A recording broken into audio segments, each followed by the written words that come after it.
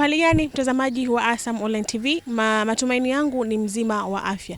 Hivi karibuni ripoti za Asam Online TV zilikoripotia kuhusiana na skuli ya jamii ya Chukwani, ambapo muonekano wake mwanzo ulikuwa si mzuri kwa matumizi ya wanafunzi wa NASA wa skuli hii. Lakini ni nyuma yangu ni maendeleo na juhudi za mwakilishi wa jimbo la Kiembe Samaki, Mheshimiwa Abdallah Kamboti Abdallah, ambapo yeye alichukua jukumu hili la kukarabati skuli hii. Lakini je, kwa upande wa wazazi na walezi wa skuli hii wana yepi ya kumpongeza mwakilishi huyo? Lakini pia tutaenda kumsikia mwalimu mkuu wa skuli hii, naye analipi la kuzungumza. Lakini pia kiupekee ni washukuru nyinyi wazazi kwa kuwa wazalendo, kwa kuenzi jengo hili na kuamua watoto wetu kwa vovote takavyokuwa waweze kujifundisha au kupata elimu yao ya awali katika jengo hili. Na hii haina maana kama hamuna uwezo wa kuwapeleka sehemu nyingine, lakini kutokana na uzalendo wetu na kusamini kile chetu tukaamua tukienzi. Sasa kwa mantiki hiyo, na mimi nilipofika hapa, nilipoangalia hali na mazingira ya jengo hili, nikaona hapana, japo kuwa hili swala limekuwa la haraka kwa sababu muda ni mchache, na kwa ule muda ambao nimeambiwa lijengo nataka lianze kufanya kazi, watoto waingie madarasani, basi tukasema kwa uchache huo basi tufanye chochote at least tuweze kuwa na muonekano. Kwa hiyo tumejitahidi katika kufanya marekebisho kama mnavyoona. Isipokuwa kiukweli marekebisho haya ambayo tumeyafanya bado hatujafikia lengo ambalo tunalitaka. Hili jengo kwanza lipo chini, na hata hewa ambayo tunaipata huku sote mashahidi, joto kali.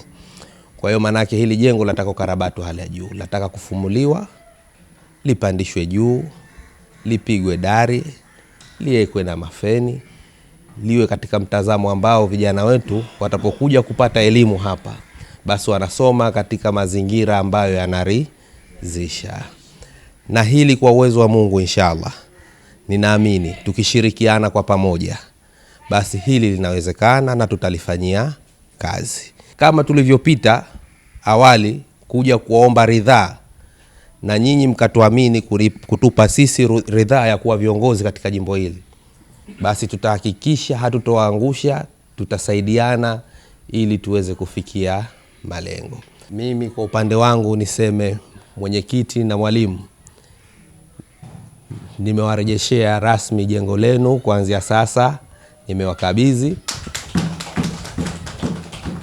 ili muendelee na shughuli zenu za kila siku za watoto wetu kuweza kupata elimu.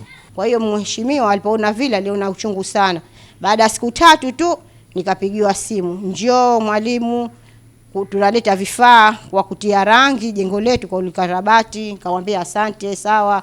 Kwa hiyo mheshimiwa akaleta vifaa na mafundi wake, tukatengezwa mpaka hali ikafika hali hii hapa. Nasema bora na madarasa tuyatengeneze, tukifanya jambo liwe zuri na lipendeze. Na mimi pia nikampa malalamiko yangu, nikamwambia mheshimiwa, hili jengo ndio hili letu la sisi wana jamii wa Chukwani, na jiwe la msingi kaliona kama kweli la jamii wa Chukwani. Tunaliendesha sisi, tuna shida ya uzio, tuna shida ya umeme, tuna shida ya ceiling, tuna shida ya mafeni. Iwe sasa hivi mtaala sasa hivi wa kimahiri, nikamwambia mheshimiwa. Kwa hiyo na hili jengo letu na sisi tunataka liwe la kimahiri ili na watoto tukiwasomesha tuwasomeshe elimu ya kimahiri. Kwa hiyo mheshimiwa hakurudi nyuma, kafanya. Alhamdulillah, Mwenyezi Mungu amjalie umri mrefu, ampe kila laheri, azidi kutuona na asichoke. Mimi nashukuru viongozi wetu mmeweza kufika.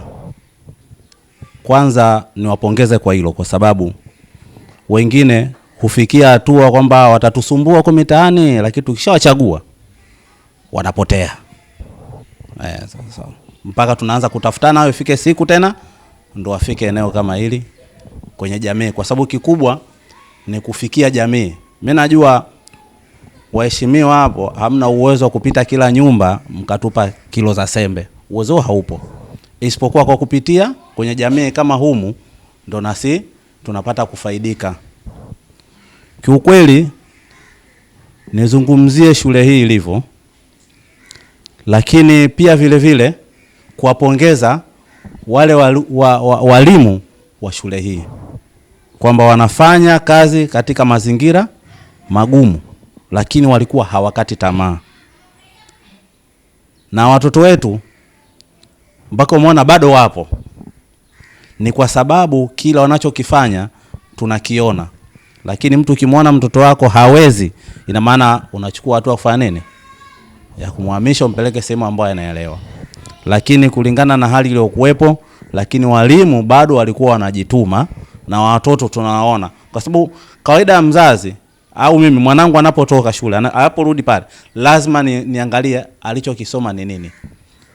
Lakini nikimuuliza au nikienda naye, tunaenda sambamba kuona mimi kwamba kile kinachohitajika kinafika. Hizi ni ripoti za ASAM Online TV. Jina langu ni Hawa Jafar Hamis, lakini nyuma ya kamera ni Angelina Paul.